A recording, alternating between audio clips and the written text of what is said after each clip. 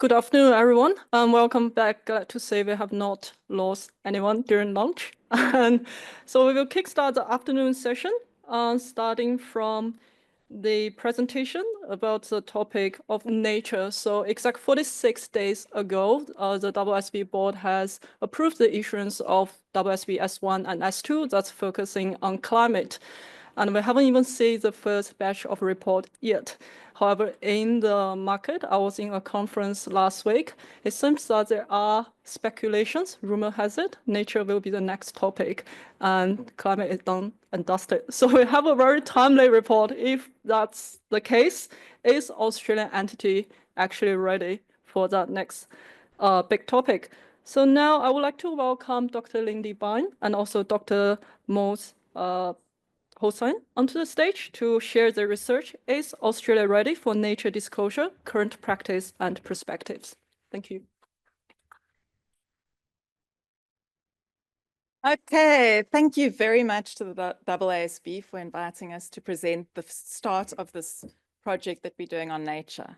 And I'd like to acknowledge Mose, my co-presenter today, and other team member Marvin in the room, and then two more back in Perth, Clema and Prana. So, what is nature? Okay, I come from South Africa. What do you think about when you think of nature? What comes to your mind? I think of a lion.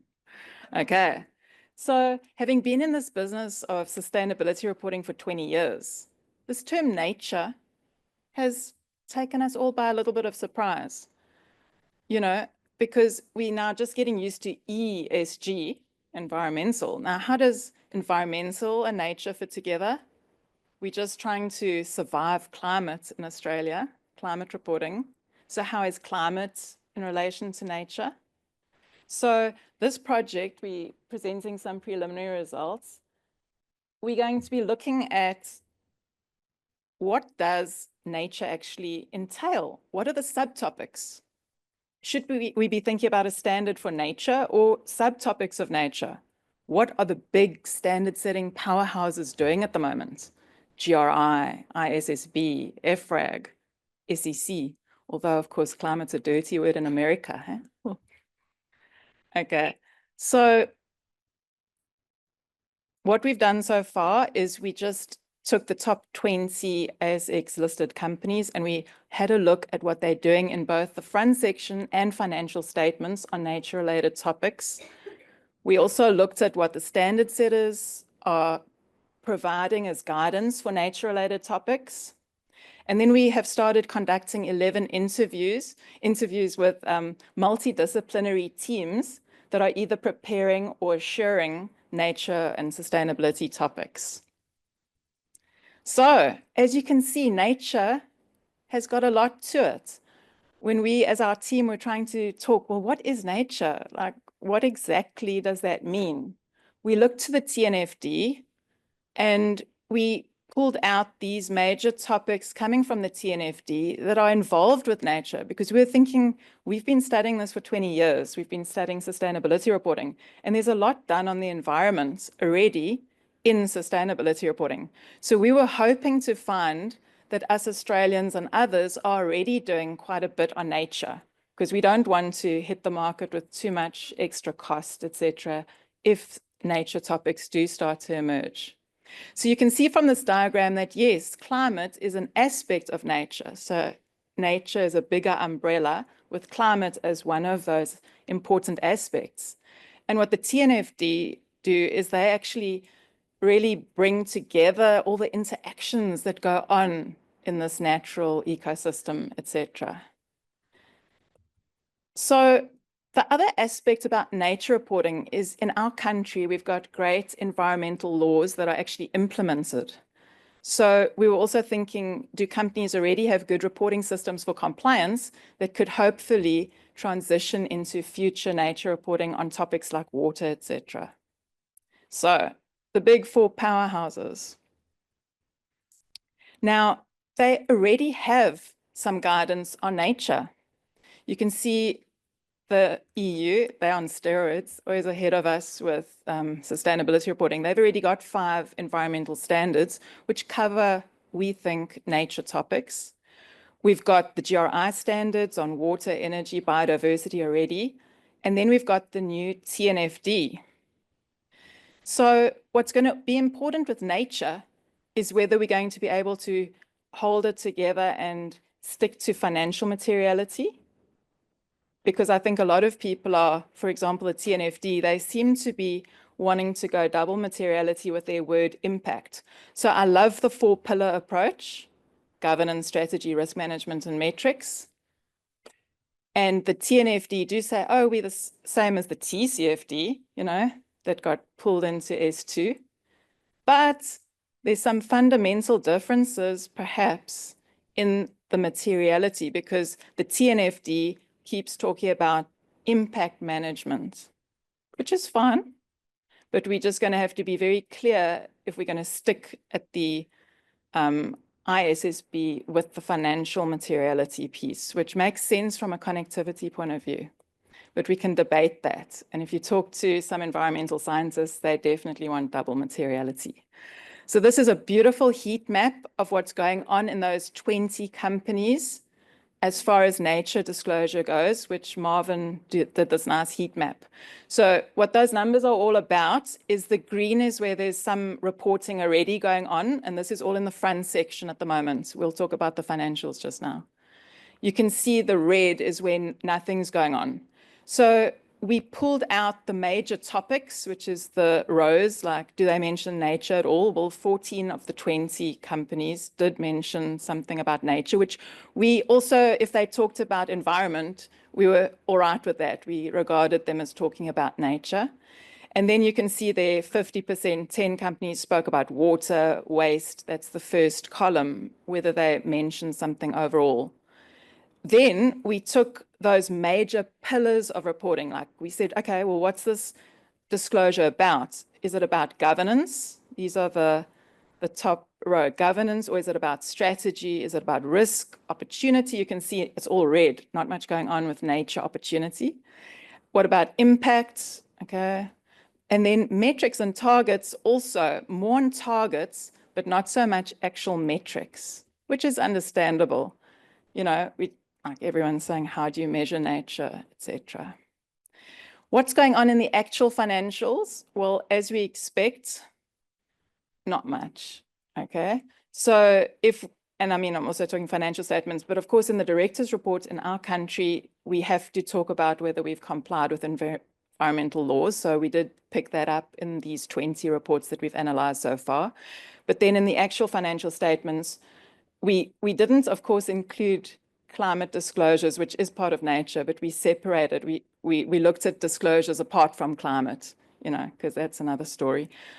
So we saw things like restoration provisions, environmental scheme certificates, contingent liabilities, which we all think is related to the impact of nature and the company's impact on nature, which could come back to bite the company financially, which makes it financially material. So I'm going to hand over to you, Mose.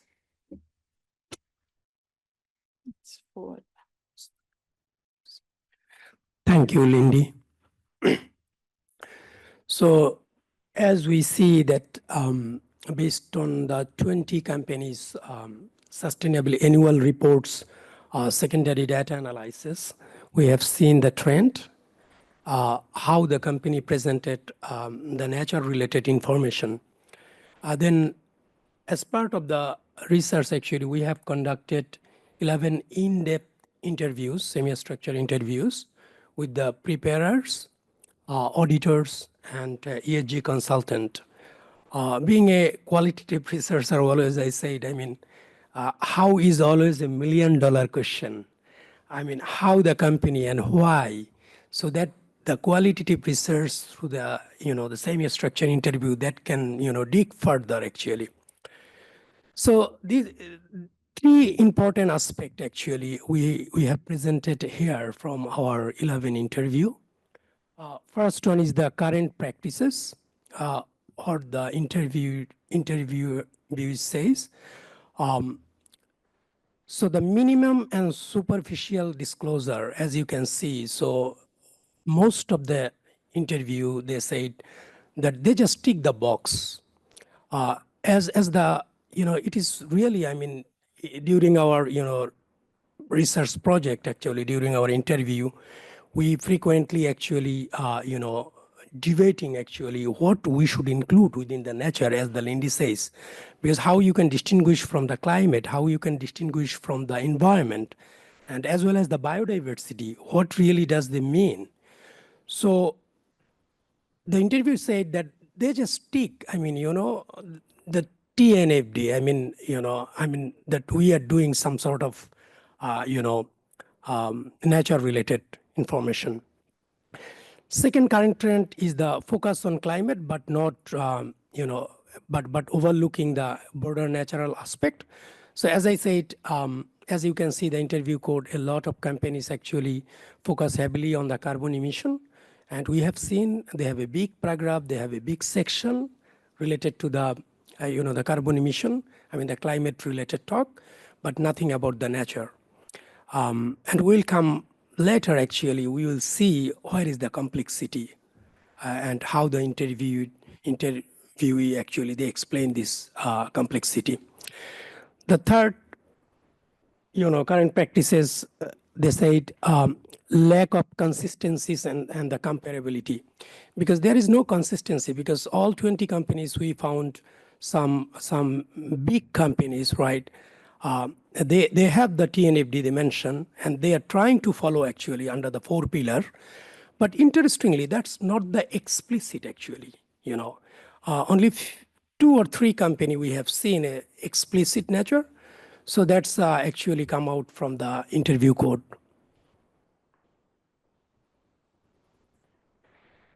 Then the second important, table we have drawn from the interview, that is the challenges. What are the challenges, based on the auditors, ESG consultant, and the preparers they are facing to, provide the nature-related financial disclosure. So as you can see, the lack of standardized framework. So in terms of the nature, actually, there is no currently universal standard like the GRI guideline or the, internationally, standardized guideline. We do understand it's a new. At the same time, the interview, they also mentioned that we should have, because the previous research experience and the literature that is very, very or widely, they acknowledge that particularly the voluntary non-financial information related, the disclosure, not only Australia, I would say most of the company, with some exception, most of the countries, they don't want to actually provide information unless otherwise there is a regulatory guideline or the formal standardized framework. The second challenge is they mention limited regulatory and the stakeholder pressure. Definitely the there is no formal regulatory guideline at this moment. So the interviews, they said they believe that the stakeholder pressure and regulatory guideline important. And now the question, how the stakeholder will feel actually that that the nature related information is important for them. So this is some sort of reflection. That's why the concept come about the sustainability or the the responsibility to the environment, community, or the biodiversity, especially the biodiversity. So I think the training and the awareness, that's another important aspect from the the stakeholders. We are talking about the broader or the greater level of the stakeholders. Shareholder is still, we believe, and we have seen, mostly follow the Anglo-Saxon model, thinking about the financial benefit.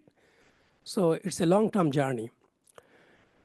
Then the lack of comparability, experience and the uncertainty. So as you see, the concept is, concept is not new, but the area, especially the requirement for the nature-related disclosure is new. The TNFD is new.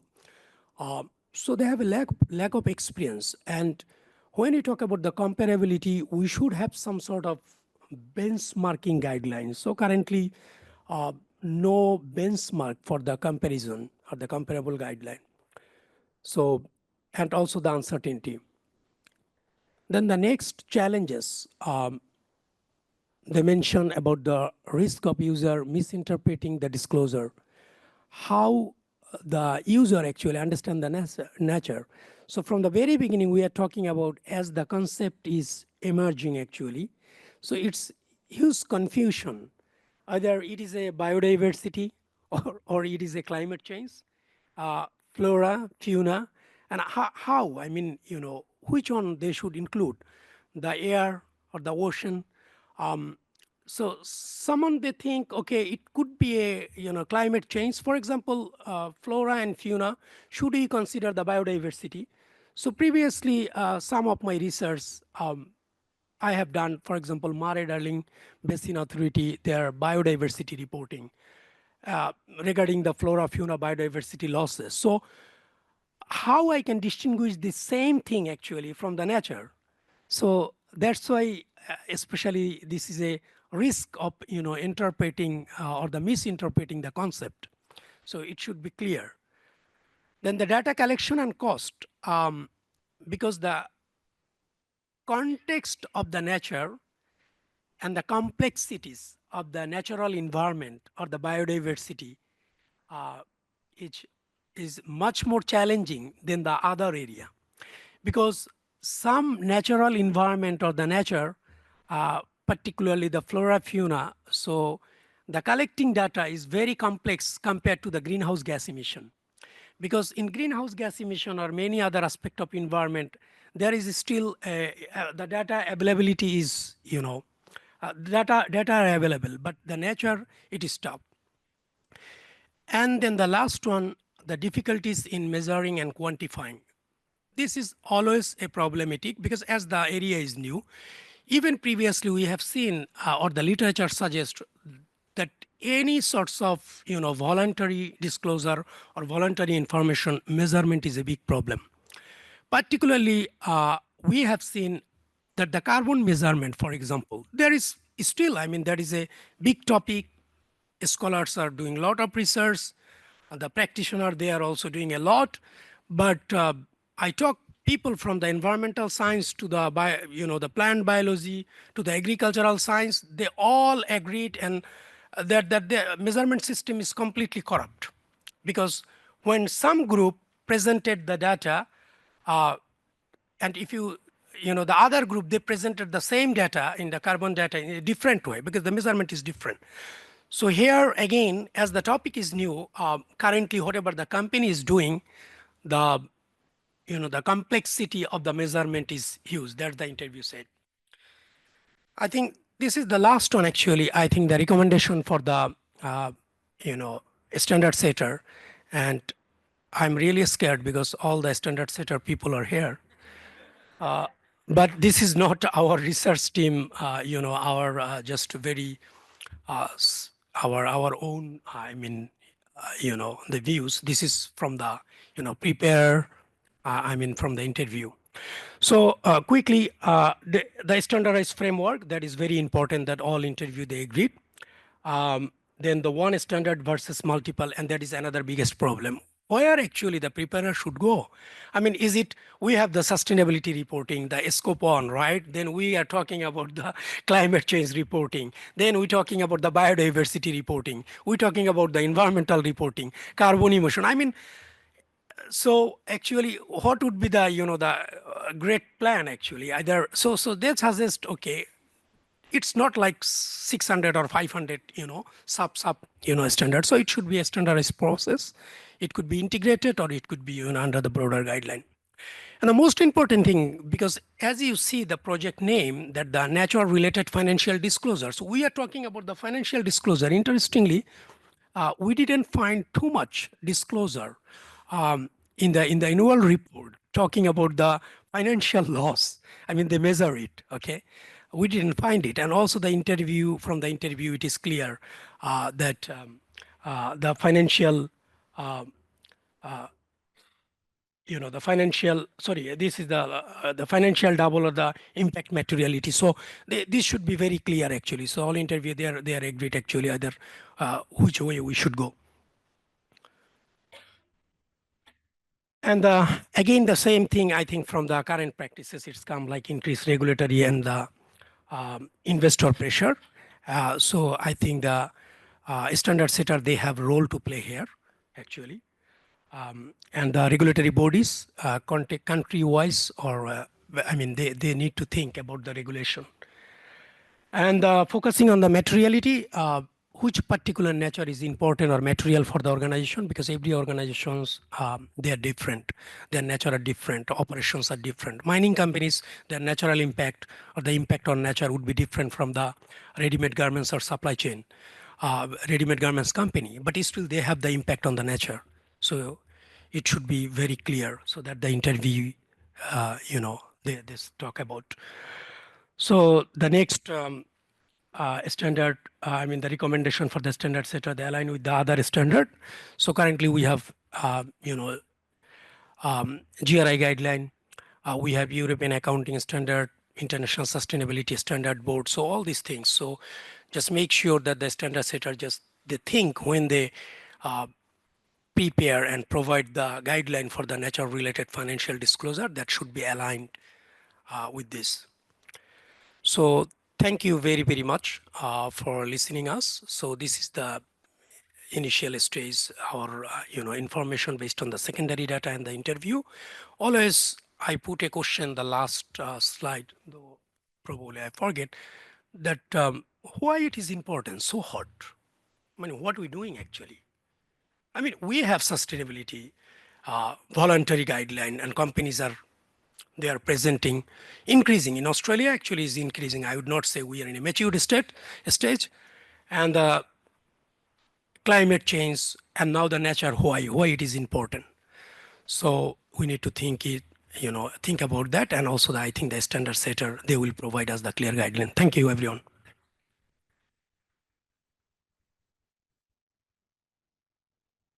Thank you very much, Lindy and Moz. And indeed, we have quite a few standard setters in the room. And AASB actually added biodiversity, ecosystem systems, and human capital onto their agenda as a research project. So this research will be very helpful for them to consider. So your last question, who is this information for? So I think the panel would be able to help with a question. And it is my great pleasure now to introduce the AASB board member, Liza Mamoon. Oh, there you are. Liza has over 30 years experience in advisory assurance services and specializing in strategic risk management, governance, sustainability, and climate change. So Liza recently served as the Managing Director, Chief Operating Officer, and the Sustainability Executive at PwC Australia. So her extensive experience in sustainability and governance make her the perfect candidate to chair the session today. So now, are you in your capable hands? Thank you, Al. No pressure on that one. Hi, everyone. It's my great pleasure to be here this afternoon, and I think to chair perhaps the most complex discussion that we're going to have today, but let's see how we go. So first, could I say thank you to Lindy and Mose for that presentation, and they'll be joining the panel. I'm also going to introduce some other panel members. Karen McWilliams, if you'll come up and join us. Karen is the Sustainability and Business Reform Leader in the advocacy team at CAANZ, where she works to shape and influence business reform issues of relevance to chartered accountants. Karen's also a member of the UN Global Compact Network Australia board and the Australian Government's Nature Finance Council. I know Karen's had a number of these sessions and will continue to do so. So thank you, Karen. Patrick Vidgen. Patrick, will you join us? He's the Sustainability Leader in the Policy and Advocacy team at CPA Australia. Prior to CPA, Patrick worked for the Chartered Institute of Management Accountants in London and Shanghai. He's lectured in finance and investment management and held various finance positions in the UK and South Africa. Welcome. Next, could I introduce to everyone Rachel Waterhouse. Rachel, if you'll join us. Rachel is the CEO of the Australian Shareholders Association. She has over 20 years of business leadership experience within industry, professional associations and financial services, and her prior senior roles have led her to a deep understanding of the importance of careful investment and good governance. Welcome. And finally, Christian Gerges. Christian is Head of Public Policy at the Australian Institute of Company Directors, where he provides strategic leadership on matters of public policy. He's led major AASB governance publications and established the Climate Governance Initiative in Australia. Please join me in welcoming the panel members. So I'm going to start with an important point which both Lindy and Mose touched on right at the beginning of their discussion. And the question is that of what? And I know we had a little conversation earlier around a conceptual framework and what versus why. We're going to come to the why in a minute, but I want to start with the what, because as you saw, the definition in terms of nature is really complex. So I'd like to perhaps just first ask if Lindy and Moaz can go a little deeper and tell us about how nature is currently being defined by organisations and what are some of the challenges that we need to think through when we consider the layers of nature in our disclosures. Lindy, can I hand to you? Thanks for that difficult one. Yeah, we saw in those 20 companies, we saw a couple of companies definitely got their hands on the TNFD, which is great. But we know that there's a long history of voluntary sustainability reporting in environmental issues. So we also saw some, people talking about the environment like they always have done. So I think this new nature word is an interesting one. I personally like to break nature into its subcomponents, and I'm very happy to let them interact and let's talk about that. But if you're a preparer, I wouldn't want to tackle nature as a big integrated system because that's going to be hard. Else want to comment? Moaz, do you want to? Yeah, just I will add a little more. I mean, but not new actually. That is, I will say actually when we say the nature, just to make sure it's mostly actually the flora, fauna, biodiversity side actually, and that I have seen actually. And again, I would say that the complexity of the different industry actually. So the defining the nature, that would be a little bit more customized from industry to industry. Thank you. So with that, I'm going to ask the why question. Why are we talking about nature? We've just sort of come off the back of climate, and now we're heading into this even more complex topic. So why are we talking about nature? Karen and Rachel, I'm going to get your perspectives on this one. Karen, why are nature-related disclosures so important? Why do they matter? Yeah, thanks, Liza. And look, I guess I'm going to quote the widely quoted statistic from the World Economic Forum, which is that half of global GDP is moderately or highly dependent on nature. So I think we've got to bring it back into that very central space, that this is actually what matters to the economy, a lot of businesses, and that's only the moderately or highly dependent. So it's not saying that those other businesses aren't dependent on nature, it's just not as core. So I think we need to really be saying our economy is underpinned by the environment. We are, and I can get into the realms of, we're breaching planetary boundaries. We are not operating in a way that we can continue to do so in the long term. So at some point, it is going to become a big issue. And we are starting to see that happening in certain places and certain interactions that businesses are having with nature and reaching that kind of tipping point. One thing that's always stuck with me, and it was a statistic that was shared with me many years ago when I first started in this space, but it was a comment that one company's growth strategy globally for orange juice basically exceeded global orange production. So there was that real disconnect between actually growth and actually what the planet can provide. And I think at some point we're going to be reaching those points. The intention here, I guess, around the disclosure side is to provide more information out there around those interactions that businesses are having with nature, how they impact, how they depend on nature, to enable better sort of allocation of capital. And to quote Tony Goldner when he was out in Australia last month for the Global Nature Positive Summit, he did make the comment that you can, I guess, divest from some of the fossil fuels. You can't divest from nature. So we've really got to actually look at how businesses manage that and investors and how we move that forward, because it isn't an option to just say we're going to walk away from that. So it's actually got to change how we do it. And I think disclosure is a part of that. So maybe if I can ask you, Rachel, to tell us about the investor view, your members, do they care?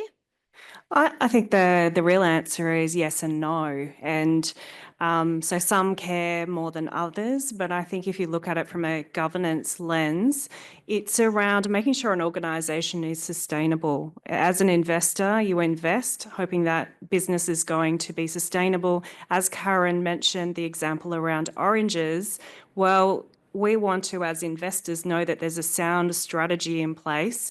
This is all around risk and the disclosure of risk. And I think that's where investors come from. So on the yes and no, I'd say then, well, why do some not care? I think there's an element here of education, and that education is from different stakeholders, from business, around why this is important. And it is around that financial sustainability of an organisation.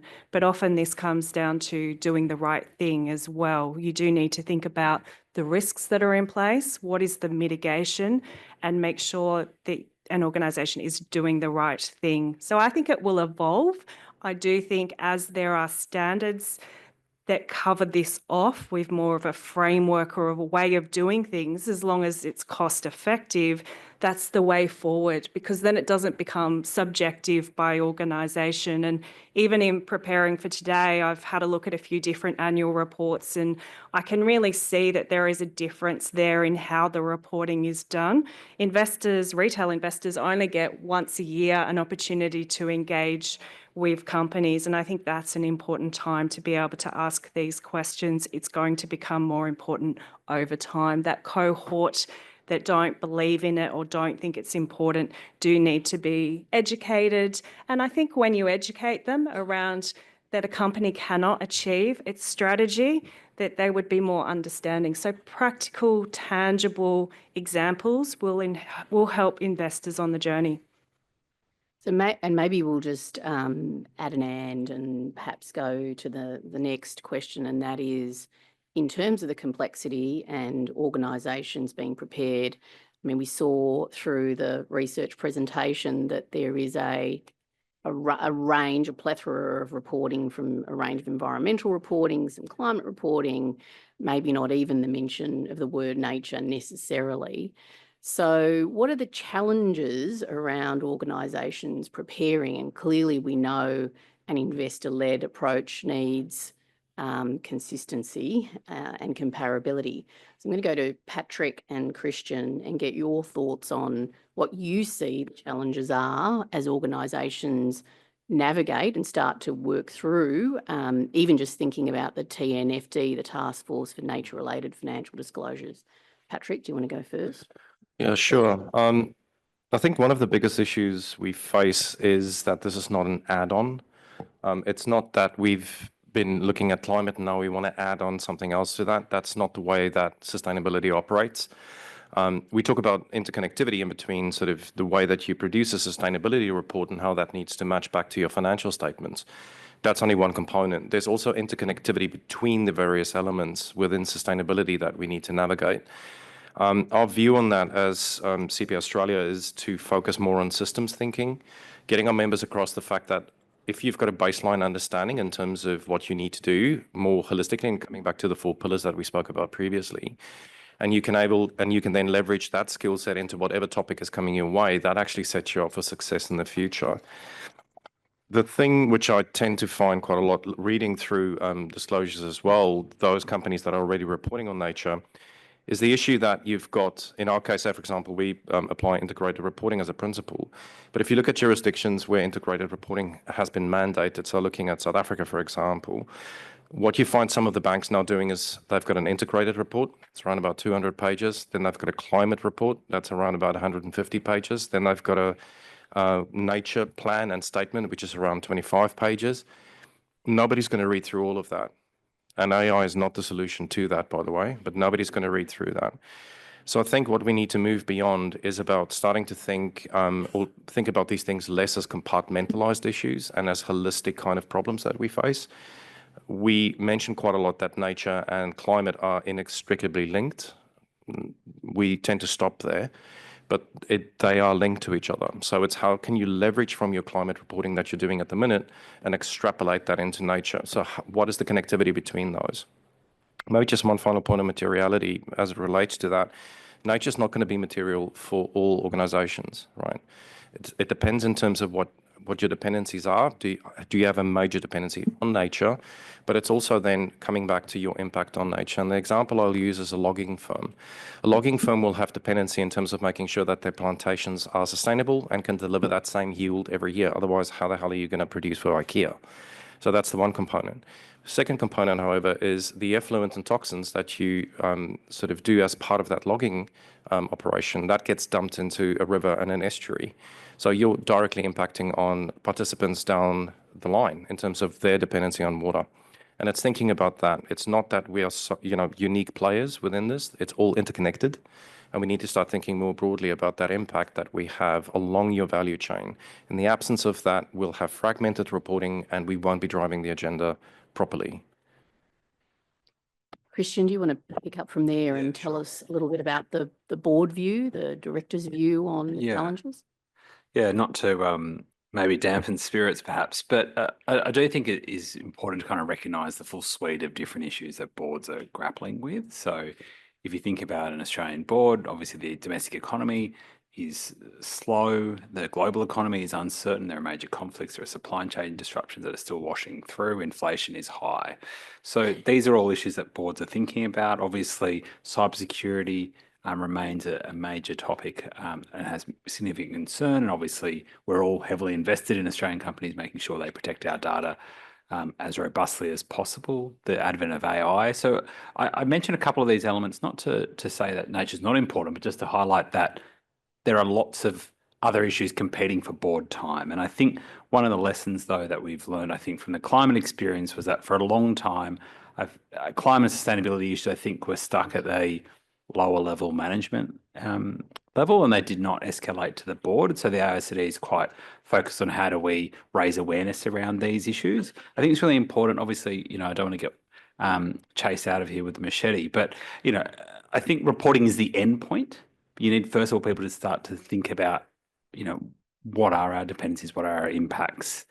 And I think in many cases, like in climate, the starting point was a view that, climate's only important for the resource companies, the energy companies. And I think over time, people have realised, well, no, others are also, it's also a material issue for yours. And I think it's the same in nature, where obviously the nature-related impacts and dependencies for a logging company are pretty obvious. But for other companies, food producers, other people in the supply chain, there's going to be a huge amount of interdependencies on nature. So I think the starting point for boards is really about getting this agenda item on the table. I really do fear that there is a risk with all of the different frameworks that are emerging, and obviously the TNFD is now finalised, that it is seen as an adjacency to the climate discussion. I know, maybe this is not a purist perspective, but as much as possible, there is board attention and focus on climate. You need to be able to wrap nature into it. Yes, I understand climate is a sub-component of nature, but at the end of the day, you need to get people's attention, and this is an area where there is attention, and obviously reporting requirements are coming in from January. Obviously, there's a huge amount of regulatory fatigue. Mandatory climate reporting, biggest change in a generation in terms of corporate reporting. So a lot of organisations are going to have a huge uplift from their current base state to what is required under the global standards. The global standards are going to be adopted in Australia pretty much before any other major developed economy. So I think that needs to be recognised. There's data gaps, there's measurement gaps, which I think the presenters already spoke about, but also the skills gaps. And this is the skill gaps across the economy. Obviously, we have labour shortages, and that's causing problems. But particularly in areas like sustainability, this isn't as if, pardon the pun, sometimes if you can, pick these nature-based kind of experts off trees and put them into your companies, that's just not the case. So these are complex issues where there's lack of agreed metrics, where frameworks have just been finalised at a time when you're bringing in the biggest change in corporate reporting generation. Now, all that is not to get away from the fact that the Australian economy is highly reliant on a healthy natural environment. We're particularly exposed, we're mega diverse, but we're also a major economy, and there's been severe degradation. And so these are, I guess, all the different elements that need to be dealt with. And, I know people can say, well, just kind of get on with it. But I think unless you kind of lean into what are the inhibitors and what are the hurdles, then you're not really going to be any progress. And frankly, it's just going to be a bunch of people kind of yelling at each other about. So that would be kind of my 2 cents. And Christian, you've touched on one of the questions that's come through, but I might just see if any of the other panel members want to add anything, and that is, given climate-related disclosures are proving to be a reporting challenge, and you mentioned, perhaps it was originally grassroots and now is getting the attention of the board. Are there any lessons learned there? Is there anything that we think organisations are going to do differently? I mean, certainly as I'm out and about having conversations about climate, I always get asked about nature. So I'm interested in the panel's views on what you've heard, what you think might happen differently in organisations preparing for a broader set of disclosures around nature. Maybe I'll go back to you and we'll go down. Well, I was actually just going to pick up the conversation. I'll get to the reporting. When we talk about cyber, that was an emerging topic. We mentioned AI, but here we're talking about board skills as well. And I think that, boards do need to get up to speed with all of these issues. From a reporting, one of the challenges that has been through, I think maybe even the last AGM season, is just setting metrics. So when we saw those slides before, it was the importance of the metrics. I think organisations need to be clearer on all of the metrics, because when you're not clear or clear over time, that's when maybe activist groups or other organisations can be quite loud, and that can be disruptive for a company. So setting those metrics that work for the company, the strategy, and considering your stakeholders could actually save you a lot of trouble in the long term. So just, I think it's all around transparency and reporting, and as mentioned before, as much standardization as possible to make efficient reporting, because investors, they don't want to see a lot of money being spent on the reporting, but they often do want the organisation to do the right thing. So not just what you're doing the next year, making it really clear.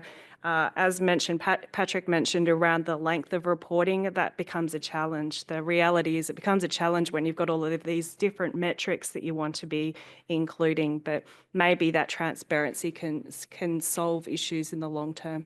Thanks, Rachel. Karen, you were looking at me. Yeah. Yeah, and I guess just building on that in terms of the climate piece and how I guess we can leverage that reporting. When you look at organisations and how they set up themselves for this reporting, you can either put in systems and processes that are incredibly narrow around climate, or you can actually build them such that they can grow to that broader sustainability in due course. And, just hearing some, sort of been a few events lately and hearing people reflect on this, trying to upgrade systems is not an easy process. So the more that you can future-proof yourself up front, it's clearly going to be in your best interests. And I think just building on Patrick's earlier comment as well, nature and climate are intrinsically linked. One is part of the other. And I think that also means that when you're actually building it into that internal decision making, because reporting is the end game, the intention is that this is about decision making. And for organisations who are going to be making decisions around their net zero transition plans, around metrics and things, actually, if they aren't considering nature and also just transition and people into this, then they're going to be making very, very narrow decisions that ultimately could prove to be not the best ones in the long term. So taking that sort of more broader approach, is even built into the AASB standards of looking at nature and looking at just transition as part of climate. So I think organisations really looking at it from that perspective, it's going to be very helpful. And that builds on, I guess, Christian's comment. You can't be looking at all these different things. You've got to be saying what is material to the organisation and building on those. And clearly nature is going to be more material to some than others. Yeah. And perhaps that links to another question here, which really is the linkage between disclosures and driving change, which is what we want to see with disclosures. Anything further that you'd like to add, Lindy or Mose, from your research to tell us whether there is evidence of that? Are we seeing that reporting is changing practice over time? I must admit, what we're looking at right now, we don't have evidence on that. We haven't been looking at that. People seem to be at a very low level of getting to grips with what nature is. And of course, we know, generally environment has been handled pretty well, not perfectly, but we are in a country with good environmental laws and most people obey them. So yeah, I think that will be a future project for us. Christian? Yeah, maybe just jump in. So obviously there is limited reporting currently, and that is changing. In conversations with companies, you start to realise though that sometimes there are organisations doing activities in this sphere privately, but they are really reluctant to disclose it, and that is because there is a fear of greenwashing, of accusations of greenwashing. So, for example, what does it mean to be nature positive? Obviously, the government is trying to legislate a definition, but as you will probably have seen, that is not happening at the moment. There is no kind of global definition that necessarily is well accepted. So this is a question where I think companies, you could say they're being legally overly cautious, but that is a constraint, is around what it is to be disclosing in an accurate way where you're not going to open yourselves up to potential action from the regulators or from activists. Obviously, the regulators have not said a lot on nature too. I think that's also worth highlighting. So ASIC and APRA have said, relatively limited statements in this area. But I do think, one of the other challenges here is for climate, some of the metrics are relatively simple. So like what Scope 1 and Scope 2 is, it's actually not that hard for most companies to measure that. Now, Scope 3 is obviously far more complex, but for nature, that is not the case. That is much more difficult. And, obviously there's a consultation, I think, going on currently around the right metrics and measurement framework. So I think we just got to accept that, nature is a huge issue. It's very important. AASB helped put together a statement with a range of peak bodies, including some on this panel, emphasising the importance of nature to the economy. But we're kind of catching up very quickly, but we're still there's a long way to go. And I think as much as possible, trying to make sure that climate and nature are dealt with in a cohesive, holistic way will be critical if you're going to get traction. Because as I said, just can't emphasise this enough, it's not just about reporting, it's actually about companies understanding what their impacts are, the dependencies, doing things, and then reporting to stakeholders on what they're doing. And we've also seen a number of organisations walk back from some of their net zero commitments, for example. And so the question remains, and that is, what should organisations be doing now to begin to pave the way so that they've got a good understanding of their impacts and the impacts of nature on their business operations? So thoughts from the panel, maybe Patrick, do you want to start? Yeah, so as it relates to net zero commitments, look, I'm very facetious on that point. A net zero commitment without a net zero transition pathway is meaningless, right? Because, great, you've done that, but how are you going to get there? But there are lessons to be learned from the setting of a net zero commitment or the public communication of a net zero commitment and then backing that with a pathway. So we've already gone through that process of how do we deal with something which potentially for some of us might go beyond our own lifespan and committing to something as an organizational shift. So I think if we can extrapolate those learnings from setting net zero transition plans, the same applies to nature in as much as getting nature positive or down to nature positive in 2050. But it still remains that concept of, the lessons we've picked up from the climate conversation. So things like mapping your value chain, understanding where Scope 1, 2, and 3 are sort of located, and that then drives your response.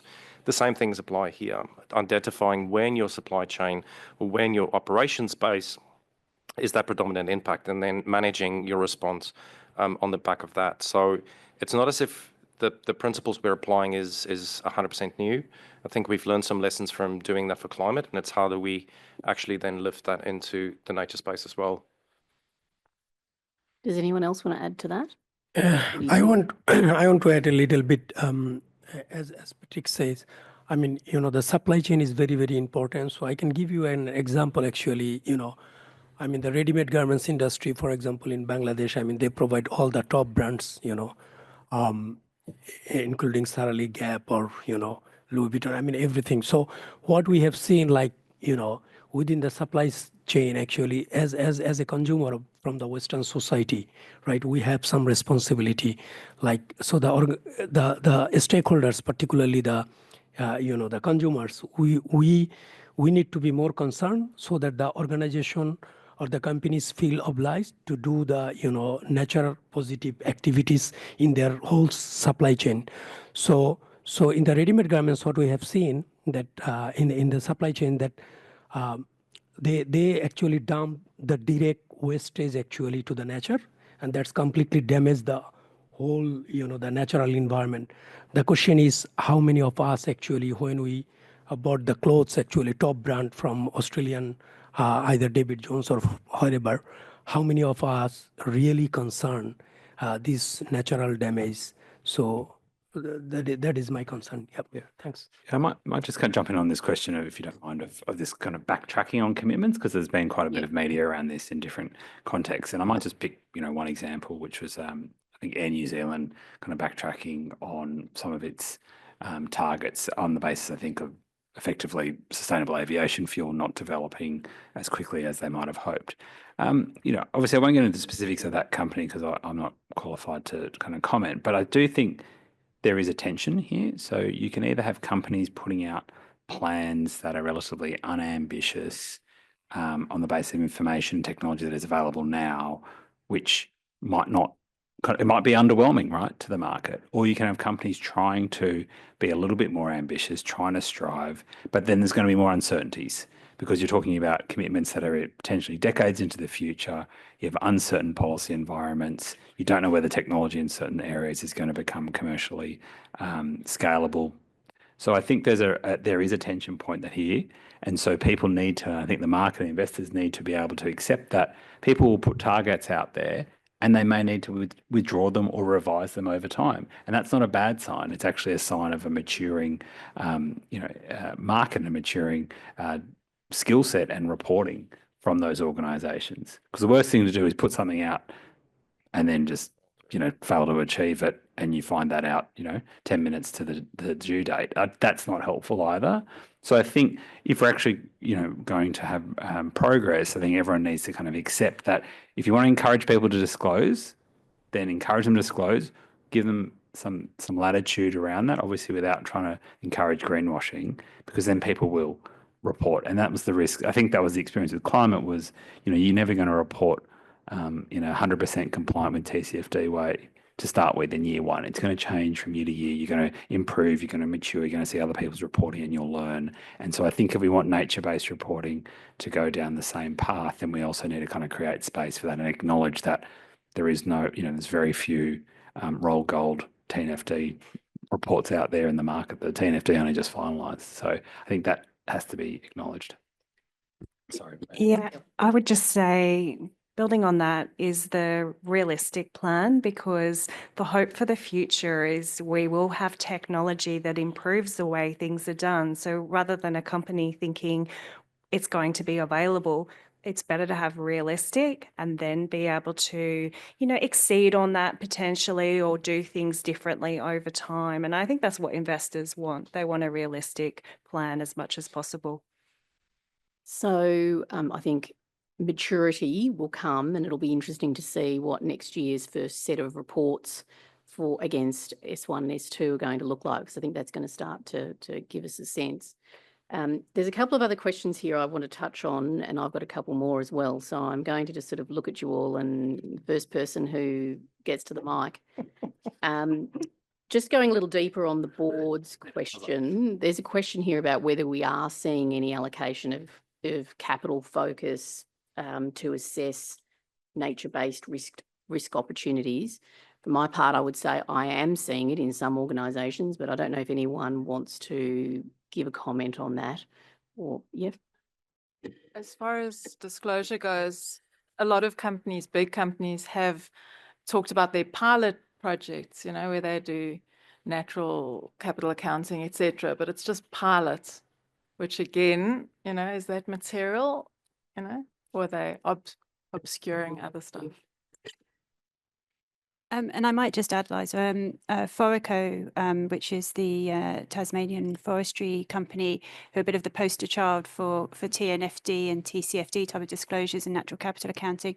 Certainly their natural capital reports were fundamental to their recent sort of acquisition by a consortium of superannuation funds, probably about this time last year. So I guess it's not huge at the moment, but I think where it is happening, it's quite key. So I think we'll start to see that growing. But obviously, I think the two go hand in hand, which means understanding those impacts and dependencies of organisations, as well as the capital flows, and the two are going to be sort of building together. And also, I mean, one of the things I'm seeing is the emergence of data, and shared data is starting to emerge. And I think we're going to see more of that as organisations begin to assess goods, services, supply chains and so forth. So I think that's an area to keep an eye out on. I have a question here, I think, for Karen and Patrick, and I can't let this one go past because the AASB, as we know, has a research project. And so I'm just interested perhaps initially in your thoughts on that project and what you'd like to see out of it. So I think if you read through or between the lines in terms of what the AASB is saying is don't expect IFRS S3 or IFRS S4 soon. And there's a very good reason for that. I think globally we're still grappling with the implications of IFRS S2 and what that would look like in a local context. So for us, AASB S2. So there is consultation happening in terms of what potentially the next big thing could be. So there's a couple of things on that particular agenda, the B's being one of it. So I'm not going to go through the acronym. Human capital and human rights being the next big ones that they're considering. But I think at the moment there's a prioritization piece happening around the implementation and rollout of climate in the first instance. But it doesn't mean the other things are not being considered. It's just there's bigger issues at the moment for them, to be honest. Just to, I guess, add to that, I think, they, with both of the two projects, they're not starting with a blank sheet of paper again. So I think they are very much using what's out there. And obviously the research has shown that there is quite a bit out there that they can leverage in these spaces. I also get the sense that it's thinking about how those two ones will interact with S1. We've already got S1. S1 is that overarching sustainability framework. So what are the extra things that we need to build in with S3 and S4, whatever they're going to be, in terms of biodiversity and in terms of human capital to build on S1. And I think that's where we will be quite useful, I think, in that context, because we're hearing a lot about, are we going to mandate nature disclosures, when actually I think what we're trying to do is actually build into S1 and also side of it some of the more detail around some of these other areas so that they can leverage off that. Because I think, as it's been said, it's about materiality to organisations and picking the right topics for those organisations, not just doing climate plus nature plus whatever's the next one. It's actually got to be connected and integrated and relevant to that organisation. Rachel, have you got any thoughts on what you think investors are looking for from that research project? Yeah, it all comes down to simplistic reporting, if that's possible here. And, just one way of doing things, again, if that's possible here. So it's around disclosure of risk and making sure that there's reporting standards in place. It becomes less subjective at that point in time of what you personally believe in to we need to do it. And so that's where we would be is, frameworks in place that companies can follow and not having, when reporting's done, it's a bit buzzword bingo, looking at them. So I think supporting just all of the work that's being done in that area and the development, and as, cyber and AI and emerging topics, you learn more over time. And I do think this is all around a framework in place and also education. Simplifying the complexity. It's going to be interesting, isn't it? Now, we've only got a couple of minutes left, so I'm going to ask each of you to give one key message you'd like to leave with this audience, which includes researchers, practitioners and standard setters. One key message you'd like them to take away But also this is your chance. If there's something else you've missed saying that you want to make sure the audience has heard, please go ahead. So I'll start with you, Lindy. Yeah, I'd like, please just focus on your material issues, focus on what matters and make a difference there. I would say the nature is real and it has impact on our life. So mandatory disclosure or the rules from the standard setter or regulator, that will not work until we understand the real impact on us. Thank you. One thing that really struck me from the Nature Positive Summit was the comments that organisations aren't placing enough value on protecting existing natural assets and nature. And I just feel when we're talking about that somewhat comes back to some of the accounting. It's not all about accounting, but why don't we place enough value on keeping what we've got? And the focus seems to be on how do we direct finance to repair it and do new stuff so I feel like there's something in that space that would be great to explore further. I'm going to quote one of my colleagues that works for SEMA as saying sustainability is a wicked problem with no simple solution. But I do think if we can move away from viewing it in a siloed fashion, on Monday I'm dealing with climate, on Tuesday I'm dealing with nature, on Thursday I'm doing D&I. Good luck with that. Move towards systems thinking, think more holistically about solutions, and get your business model aligned with that system, that ecosystem within you operate, but also the broader kind of considerations we need to address. It's not a simple solution, and there is definitely not a one-size-fits-all. I would say it's all about risk management and whole of organisation governance. So top down, bottom up, thinking about sustainability. And my point is going to be quite different, I think, to the others. So again, don't shoot me. But at the end of the day, sometimes sustainability issues are seen as divisive issues. And I think if you want to get engagement up in the C-suite and in the board level, you need to be clear about why management of nature-related risks and dependencies are critical to building and maintaining shareholder value over time. Because as long as it's seen as a moral or an ethical issue, I think, we all have different morals and ethics, and you're not going to get the traction you need. So just continue to bring it back to why is it relevant to the company and the best interest of the company. Thank you. Thank you for going back to the why. We will remember that. That's really important. So can you all join me in thanking the panel for this afternoon's session?